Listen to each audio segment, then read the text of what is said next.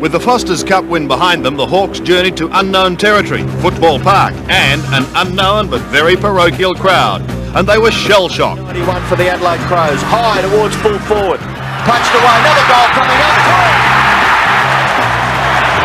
Not only that, as a result of clashing with Chris McDermott, Dermot Brereton was suspended for 5 weeks.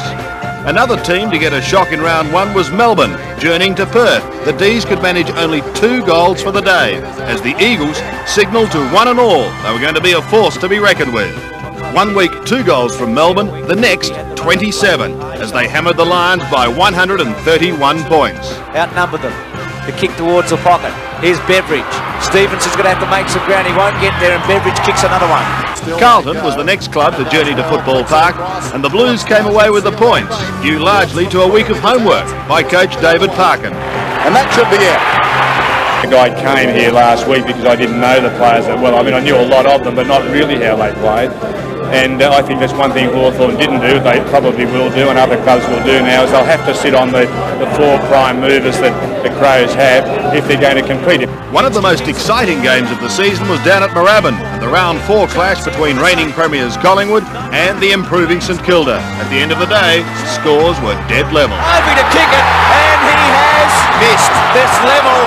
It's level. In the same round, Billy Brownless took on the Bears at the Gabba and won. He runs into an open goal and bangs it through. Gareth John will long remember the Sydney's round 5 clash with Essendon. The big man was out for the season with a severe throat injury after tangling with Essendon big man Simon Madden. Footscray produced the upset of round 5, toppling Hawthorn by 11 points. And the sealer for Brian Will as he comes in for number 5. While on Anzac Day, a young man named Darren Cuthbertson kicked his second successive bag of 7 as Melbourne proved too strong for Collingwood. Leaders on. Oh, great mark, Albertson. Goes towards full forward Lockett. What a dream start. Round 7 saw the return of 2 of St Kilda's stars, Tony Lockett and Nicky Winmar. By round 8, only 2 sides were left undefeated, Essendon and the West Coast Eagles. By the end of round 8, the Eagles stood alone at the top of the ladder. Another one to the Eagles.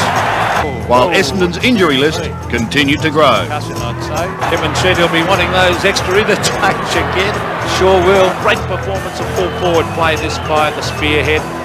He takes 2 steps, he kicks it, goal! 10 goals to Jeff Hogg, what a great performance. Richmond and Jeff Hogg, who booted 10, gave us the Mother's Day massacre as the Tigers mauled Collingwood by 57 points. What a great kick! It's a goal! The record books are out in round 9 as Tony Lockett and St Kilda went to Sydney for the 3rd successive week. Lockett booted double figures and the Saints were on a high. Hawthorn's Paul Hudson was also amongst the goals. He booted 9 in round 10 as the Hawks proved too strong for Collingwood. Platt in front of the pack. Getting better as the game goes on, John Platt. Paul drops a mark. You don't see that in the month of Sundays. Hudson again! Number 9! And the Lions have fond memories of round 10. They broke through for their first win of the season over the enigmatic Geelong. Terry Digby and Warren Smith putting it together with Sandy Roberts.